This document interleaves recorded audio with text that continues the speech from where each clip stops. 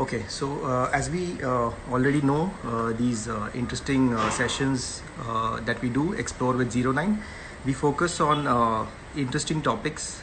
We've done already a couple of sessions regarding solar panels and rainwater harvesting. So today's session is purely focused on compost making at home. And let me tell you that we are really thankful to Auxiliaries Home, Auxiliaries India, who've been instrumental in making this session possible to us today. They are into lighting, into kitchens, into wardrobes, into doors, and into, of course, furniture as well. So you can definitely reach out to them in case there is any sort of query that you have for them. So today's guest that we have, Poonam ma'am, from Daily Dump, is what we are going to be just trying to patch in live right now. Just a second.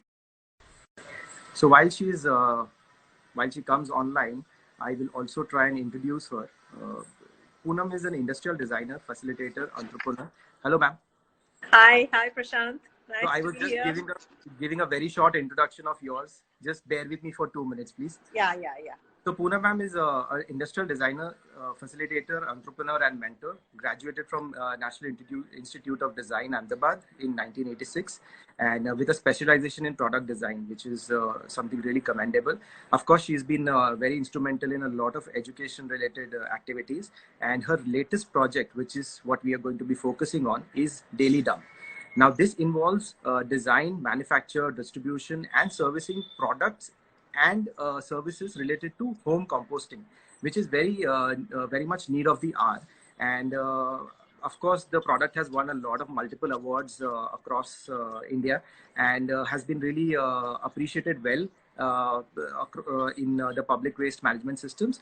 And Poonam ma'am now lives in Bangalore with her husband, and she works out of the first waste shop of the world. This is very interesting because waste shop of the world is something that I am really inquisitive about, which is the only retail outlet to inform consumers of how to and why to buy, and show them the end cycle of effects of their choices. This is something that is really intriguing, and I would definitely not take too much of time, and definitely just jump directly to what ma'am has to propose today in terms of homemade compost.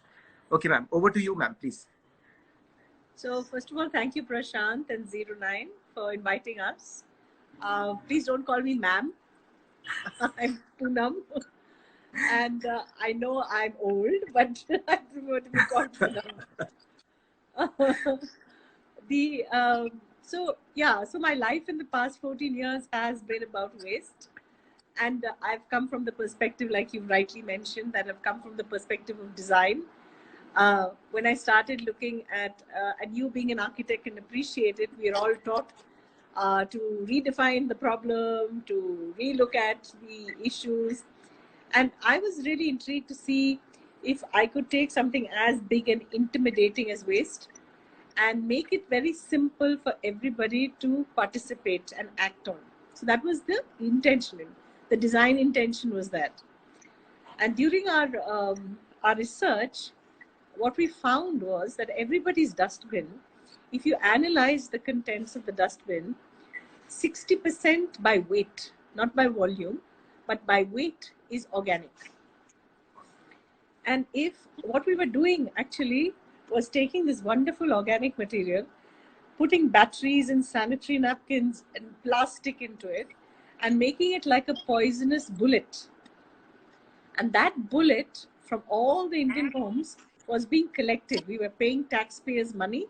We were hiring a compactor truck. We were collecting poison bullets, transporting poison bullets, and dumping poison bullets. So it was at that time we decided, no, there had to be a better way of doing this. Because organic waste, not only is it very valuable, it's 70% water. So you're spending so much on fuel and pollution and manpower to transport water.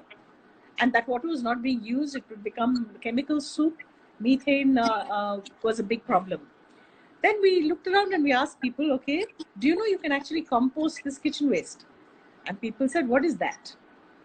Even I actually didn't know what composting was, I was a city-bred girl, went to school in design, had no exposure on what happened to my waste, and then I started doing research and said, oh my God, you can actually do this. And then we discovered all the problems that people had. They felt it would smell, it would have worms, it would spoil the. And then also this caste system, right? India is full of this. I'm educated, why would I touch waste? True. Or I'm a Brahmin, or why would I touch waste? So there were multiple barriers to getting people to accept that it has to start from home. It has to start from segregation. Of course, when I went to a lot of the experts, they all said, kuch nahi hone wala, this is not going to work. It's not a viable idea.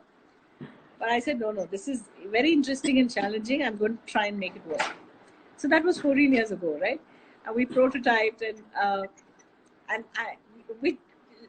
and because you're architects, I can share with you that, when you're doing design school and architecture school, you come across all these big ideas, green architecture and green building and green products and sustainability.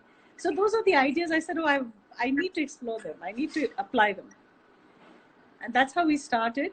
And decomposition, for those who don't know, is a very simple natural process. Thank God man didn't invent it, because it's perfect. And it's nature's way of recycling all the nutrients and put them into a perpetual cycle, and therefore there is no waste at all. So that decomposition is nature's way of taking anything that is complex molecules and breaking down to simple, so that something else can take it up and act as food. So that's decomposition. That is and what you get at the end of it is compost. Like most people say, can you do composting with plastic? No, you cannot compost plastic. Composting material is basically organic, right? And so you take your fresh organic waste. We recommend that everything you use in your kitchen, whether it's bread, pizza bit, a little bit of bones, fish bones, any dough, atta that you have leftovers become khatta, any cheese, anything that's organic, except for coconut shells. Coconut shells are very hard, so they take a very long time to compost, and it's better used for fuel. So you take all your kitchen waste, that's your nitrogen, and decomposition is a chemical process. So what happens is the nitrogen in your waste, you have to combine with carbon, and those two in the presence of oxygen, because your kitchen waste already has water. So you need water, nitrogen, carbon, and oxygen. And that chemistry does not produce, if it's in the right mix, it will not produce hydrogen sulfide and ammonia. Hydrogen sulfide and ammonia are the smelly gases. So when people say, oh, it'll smell, it means it just needs a little bit of carbon or needs a little bit of oxygen, and it'll become all right again. So you just have to go and start putting the carbon and oxygen, and it'll reset itself. So it's a chemical process. It's an exothermic reaction. It generates heat and releases water. And finally, you break it all down. You'll find in the second photo, you will find that there are pieces of bones, mango pits. They're not completely decomposed. That takes 3 cycles to do. So what I do is I pick those up with my hand and put it back into the fresh waste cycle. So then it galta jata hai. It becomes crumbly, and crumbles.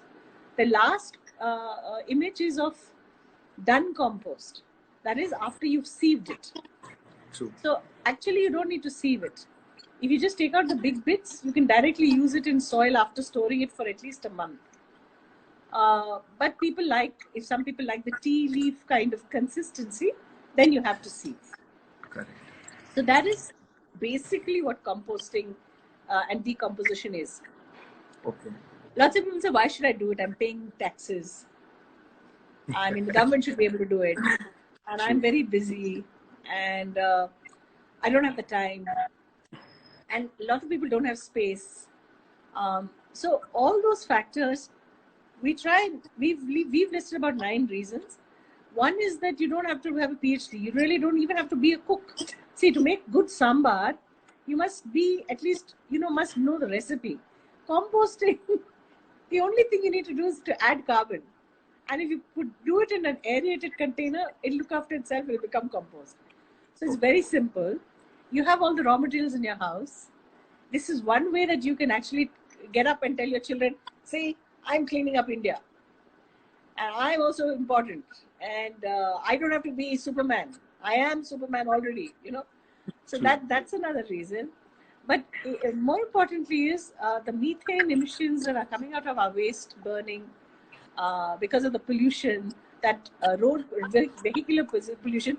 You can make a direct dent on that in cities especially. So there are many reasons. We just feel that you will become more Buddha-like also. So we feel everybody should become Buddha-like. So that's one of the reasons you should. So what would the important thing to know is that you can do it inside your balcony, and you don't need to actually have a very big space to do it. The organic waste, of course, doesn't need to travel. Mixing organic waste with other organic waste is really bad for the earth. It's really poison. And it's incredible how badly we've polluted our soil, water, air. What we don't realize is all that toxicity is coming back to us in food. It's coming back to us in our air. Very true. And in this, everybody's suddenly aware that we're all connected, right? We thought, mera landfill is very far away, it's not going to affect me. But no, it's coming back to bite us. Everything comes back. It's all part of that one system. So you suddenly start understanding that a simple act, your responsibility, you can make a big difference. And I think we go to the next slide. Yes, please. Yeah. In India, what we don't realize, and we actually do a trash trail. We take people from 7 o'clock in the morning right up till 5 o'clock. We take them all around the city in Bangalore to show them what happens to your trash from point A to point B, point C. And when people go on that trash trail, they suddenly realize, wow, there are so many people that are linked to my waste. At every turn, there are people who are, their livelihoods depend on it. Their livelihoods depend on whether you've been nice enough to keep the sanitary napkins out of your newspaper. If you do that, somebody doesn't have to put their hand into sanitary napkins to remove the newspaper, which is valuable for them to sell. True. They don't have to then get hurt on a broken bulb if you are careful. So you suddenly realize that what you're throwing out and how you're throwing it out is actually affecting another person. And India has a huge informal recycling setup. It's one of the largest in the world. And we don't give them enough wages. We don't look after their basic needs. They don't have water to drink, latrines to go to. There's nothing available in any city design. No urban plan has facilities for them. And that's another big problem. And more and more I'm seeing after the years of working in waste actually has to be incorporated into the blueprint of a city. And there's a very interesting Rockefeller report that they just took out from New York, where they showed that from the design of your lifts, right to the corridors, right to where you have to go and segregate, to where somebody can come and collect the segregated waste. All of that we've not thought about when we do building and built environments. We just don't have that mindset. And that is why we are not able to put materials into circular flows.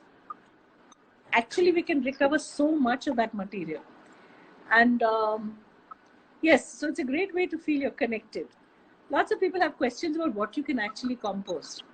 You can compost your eggshells. Please crush them up. All your flowers, uncoated paper, you can actually shred. But our recommendation for all paper is try and recycle as much as you can, because paper is something that we import. So at the national level, it's much more important to recycle as much paper as we can. Tea, coffee is very good for compost. Bones, fish bones. In homes, right? Most people actually eat up all the meat. So there's really no meat left. So bones are very good for compost, good calcium. Cooked food, some of it you can put in, but just shred the rotis. Fruit and vegetables, of course, you should put all of it in. Seeds, all of it. The only thing I would recommend be a little careful about is too much oil. Okay. So you don't take all your puri ka leftover oil and just dunk it in.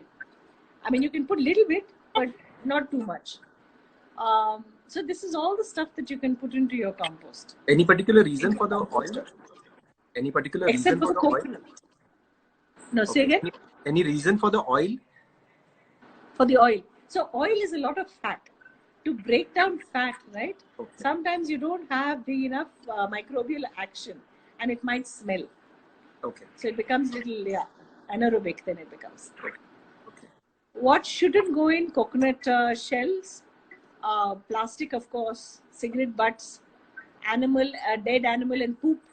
You can put human hair in. Human hair you can put. Oh, lovely. Okay. Batteries and old medicine, shiny packaging, disposables, newspaper also. We don't recommend too much of newspaper because it's got ink. Yeah. So those things please avoid. Okay. If you have not done composting before, please understand you can try and test composting in a bucket, DIY. Simple method is you take a bucket with a lid. It can be a 15-liter bucket. And then you take your kitchen waste, which is shown in the image there. You need our remix powder, which is basically coco peat. If you don't want to buy our powder, which is called remix powder because it's got microbes and it's got compost and it's a formulated coco peat powder, you can just buy coco peat powder from the market and add that daily to your kitchen waste. So the day you start, 1.5 months down the line, compost is ready for you. Wow. So the daily process is you put your kitchen waste and you put 5 or 6 fistfuls of coco peat on it. And you have to cover it fully. No waste should be seen. If waste is seen, then you will get fruit flies. And those are the things that you want to avoid. So people say, where do you get fruit flies? I don't like fruit flies. And I tell them, see, bhaiya, if you even put a banana in your kitchen and you think you keep a very clean kitchen, if your banana gets a little rotten, you'll find fruit flies come by themselves. Na? True. So where do they come from? So suddenly you realize that flies, their eggs, their babies, their entire ecosystem is all around us. We're just not aware of them. Yeah. So we populate this earth with lots of other species. And so all the bugs, the ants, the spiders, all of them, they have their own cycles. So what you're seeing in this next slide is a series of our products. Yeah. The person sitting there in the lawn has what is called a terracotta khamba. We call it the khamba. It's a small khamba. It's for a family of 1 to 3 people. It's for any family that cooks up to and creates 500 grams of waste daily. Oh, lovely. Okay. It's ideally suited for that family. So that's a 3-tier product. Now the other gentleman has got a test kit. So if you don't want to go for the full product, you want to test it out, that's a simple test kit. It's also used for children, to teach children. That's a plastic composter. It's called Gobble Solo. Okay. And the 3 boxes on a line with little yellow stands, that's called the chomp. You don't have any units that you lift and shift. It's just in a row, and you fill one full, then you fill the next, and then you fill the third. By the time you finish the third, the material in the first will be ready. The little child also has the small khamba. Now, what is a 3-tier? So that there are we have about 3 different ways of composting. One is the stack composter. One is the row composter, like the ones on the yellow stand. And one is a Prithvi khamba that goes in, part of it goes into the ground if you have garden space. So all these products, the range, this is for home composting. We have a completely different range for communities. So flats, when you are working on, say, anything from 20 flats to 200 flats, we have products. You'll find that the Aga, that green one with the orange door, top door and side door, that is it's a modular product. You put them up in rows and you compost your community's waste. So we have about 800 communities all over the country using this product to in situ composting. So no organic waste leaves that flat or apartment or office. It's all composted on site. And on the left is a Gobble Max. It's ideal for smaller communities, even for joint families. Yeah, so families up to 5 kilos a day. The Aga will take anything from 20 kilos, 18 kilos a day to 200 kilos a day. And the top cage is the leaf composter. This is for dried leaves only. So you put this under, it's all decentralized. You put it under different trees, you sweep the leaves there, you put it in, you water daily. Dried leaves actually don't smell at all. All you need to do is to water them. And that's fascinating because dry leaves, the compost from dry leaves is excellent for lawns. So anybody who's a landscape designer will just love the material because the earthworms act on it, and it's really got a very, very good nutrition for lawns. And there are no seeds. So it's really excellent for lawns. So this is a community range. Yeah. So you can compost, and you can, these products are also, you can also put them up on terraces. Lots of our communities use the compost for growing palak, growing some vegetables. And in this COVID area, everybody suddenly realizing a little bit of self-reliance is a great thing. Yeah, because you don't know when you will get help, when you don't have help, and how do you kind of get your community to do things together. You build also a sense of community with that. So those are our products for composting on site. So when I did actually I came across your products on Amazon, and I would like to let everyone know as well that these products are easily available on Amazon. So you don't really need to go any places and try to Google and all of that. It's very easily available on Amazon. You order it and it will be delivered. Also, your website and your YouTube channel has amazing demonstration videos, which really which really kind of help. I mean, it's made quite simple, so it's really helpful for a first timer like me to kind of experiment with how I would do. I mean, because it's a 45-day cycle eventually. So you really are not seeing any results, but you are clearly guided by these videos that how things are going to shape up and what you should expect. So that is really nice and very informative. Thank you. We actually value our customers' feedback a lot, and over the years we've only grown from word to mouth.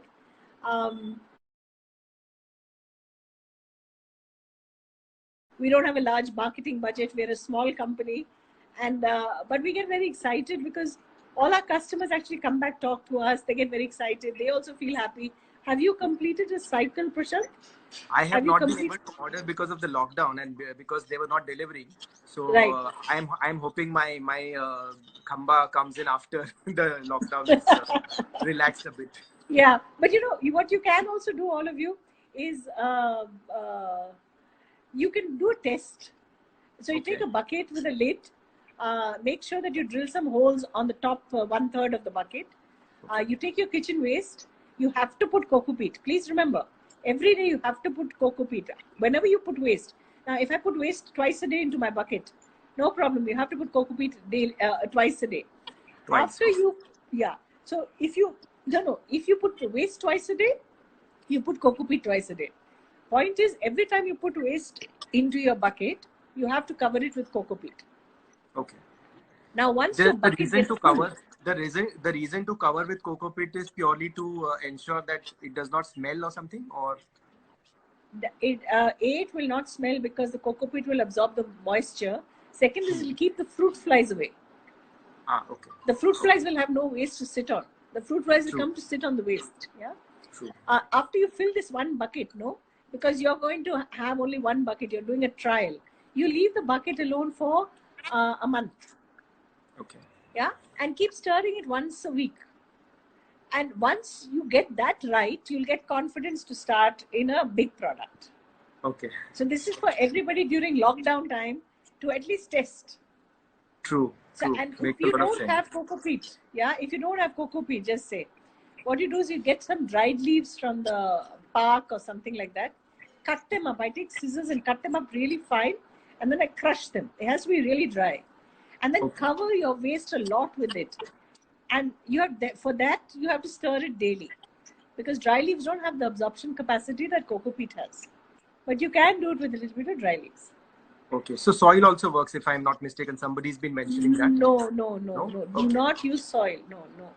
Okay. Soil And will make it anaerobic, and okay. soil is used for rural composting. It Okay. will not work in a bucket system. You'll end up Okay. having a whole lot of other problems. Okay. There is somebody who's asking a question that what are the signs of a healthy compost after the compost pit is full? Yeah. So the beauty about compost is we also have three tests, two simple tests. I tell people, don't worry about compost. Compost is fine.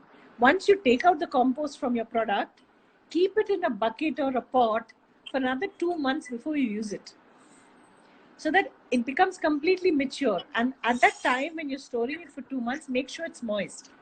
The other important part, of composting is the moisture has to be correct. Okay. If it becomes too wet, like soggy wet, you'll get a lot of maggots. Okay. And those maggots, while they're harmless, they're very good for compost, they will scare you because you are an urbanite. You're not used to them. Yeah, but they're really very wonderful creatures. And if it's too dry, composting will completely stop. Microbes need a film of water to live on. Actually, water is life.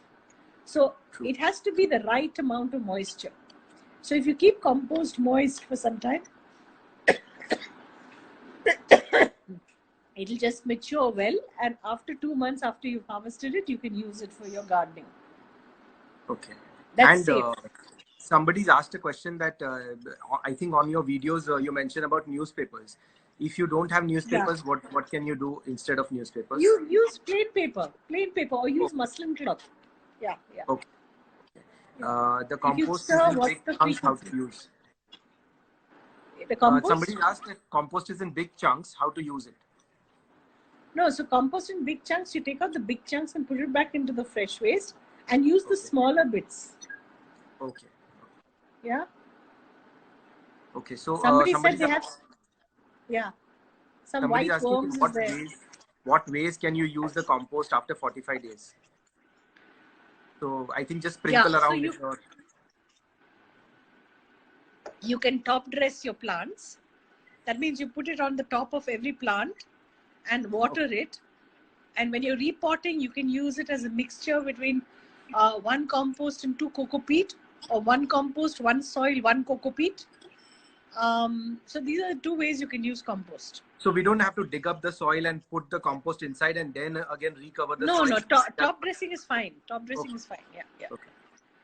So somebody's also asking, if you stir, what's the frequency, and does the stirring not cause fruit flies to come?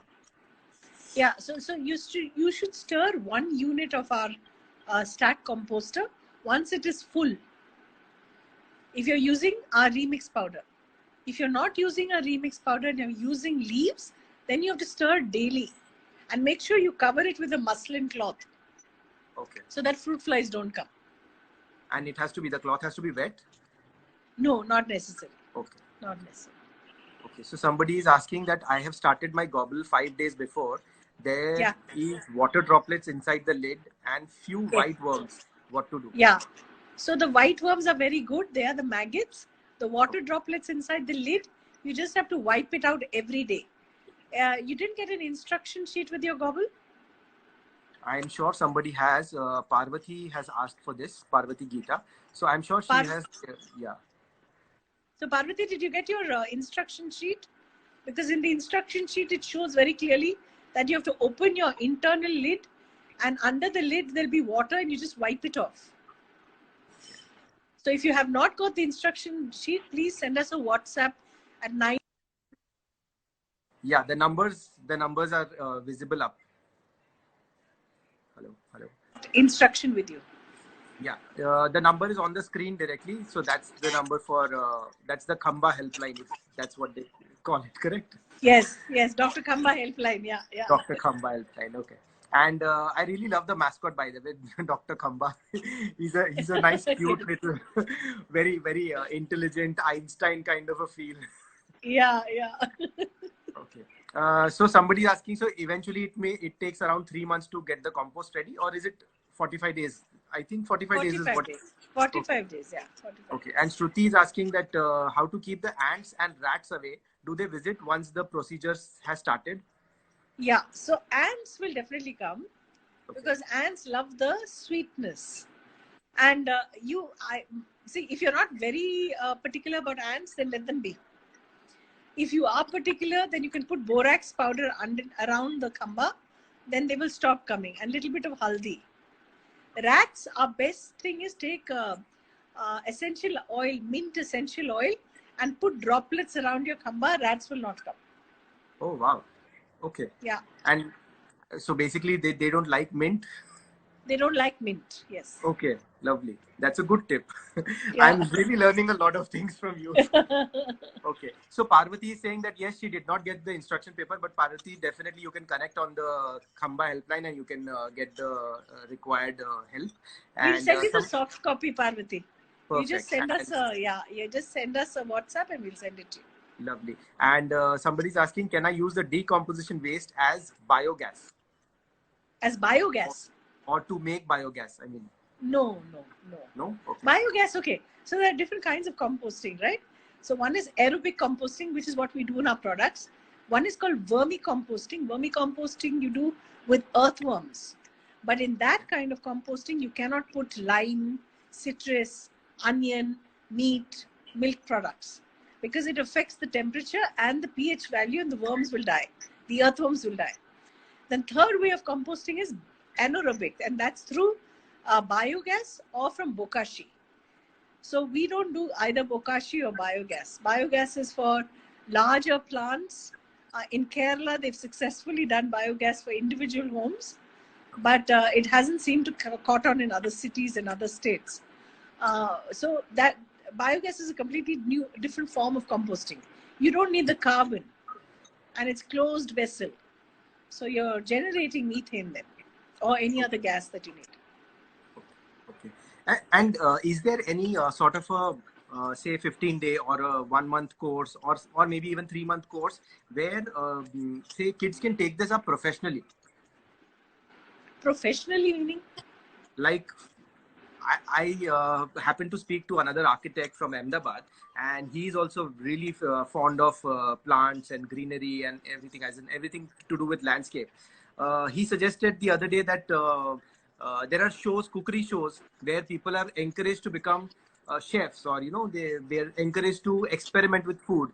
Why are we not encouraging people to take up say plants or gardening or growing vegetables as a hobby, and why don't we encourage this? So are there any courses of that sort available? Oh yes, I mean for gardening there are lots of courses. Okay. Gardening, there are many courses. For sustainability, connecting gardening with a whole lot of other biodynamic farming and all that, there are permaculture courses. Okay. Right? So they are also available. You can go to Oroville, you can go to Hyderabad. There are permaculture courses. In fact, permaculture courses are becoming quite the rage now.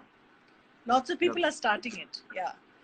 And so the courses wise, there is enough. But composting per se is a habit. True. Yeah. And it's a habit that it's more a habit than the outcome of it is not something you can immediately use. Like Correct. When you garden, you can get a flower or you can get a fruit, right? In composting, the output is still something abstract. Absolutely. Not everybody uses it. Whereas you will use a flower, I will use a vegetable. So it's a little different from gardening. True. But gardeners need compost. So any other tips, like somebody the other day we were speaking to a landscape architect, and she mentioned that in case if you don't want to really put in so much of efforts of composting, you can take a bucket or maybe a small small vessel and dip all your kitchen waste into that.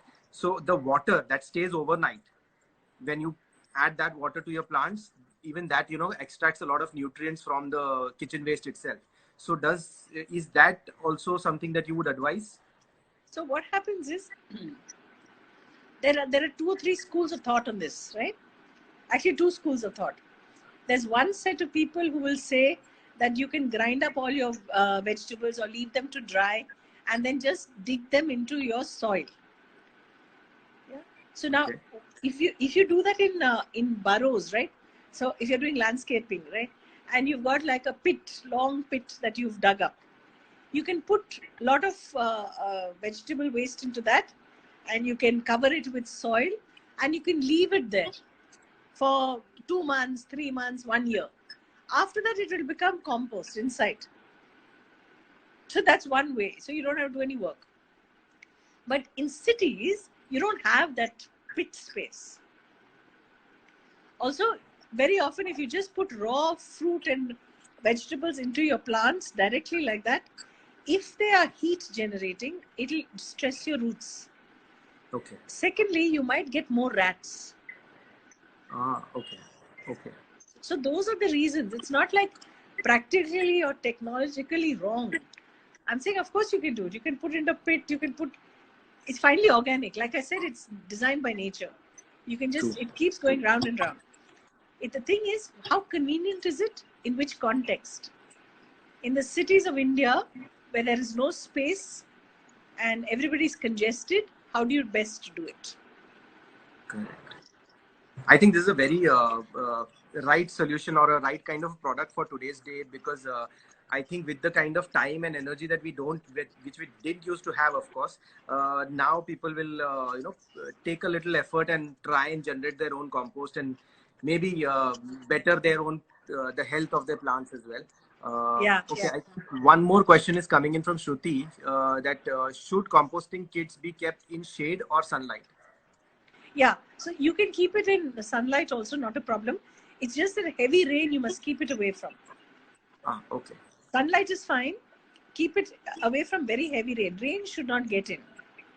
Okay. Yeah, so that's the only, and during rainy season, if you put a raincoat or a plastic thing on it to protect it, that's fine. Oh, lovely. Okay. Yeah, and you can also, the thing is, some people say, what if I stop composting? Something will go wrong. No, nothing will go wrong at all. If you go away for a vacation and you leave your composter, absolutely nothing will go wrong. It'll be perfectly fine. When you come back, it will compost it and there will be no problem at all. Some people say, if I completely go wrong, what will happen? You just send us a picture on WhatsApp. We'll give you a diagnosis and we'll tell you how to set it right. So we've got your back. We are always there, ready to support you. And we have a whole lot of customers who have already put up, using our products, only lots of films. You'll find our customers talk about composting using our products, making their own films. So you will find people who will always be ready to support you. And if you don't like gardening, just say you hate gardening, but you produce compost. You just put it up on your Facebook or your Instagram profile saying, I have extra compost. And you'll find so many people who reach out to you and say, gimme, gimme, gimme, gimme. True, absolutely. So you don't have to worry at all. Lovely. So this could be your kind of another income generating element as well. No, I tell everybody that this is bigger than any other puja you can do. Absolutely. Yeah. Wonderful. So thank you, ma'am. Thank you for spending this quality time with us. This was really informative and helpful. I'm sure a lot of people are encouraged to take up this as their hobby, if I may say so. Yes, absolutely. Yes. Yeah. Please do take it up as a hobby, and remember that we are always there to help you. And once you do your composting, send us a picture of yourself. Send us a picture of how you painted your khamba. We get so many these kind of pictures. It's wonderful. So have a great time, and thank you again, Prashant and 09, for having us. It was a pleasure talking to you. And I wish you all the best with your work. I hope when you design your next set of buildings, you keep a place for composting. Compost. Yes, absolutely. Thank you so much. Thank you. Yeah. Take care. Bye.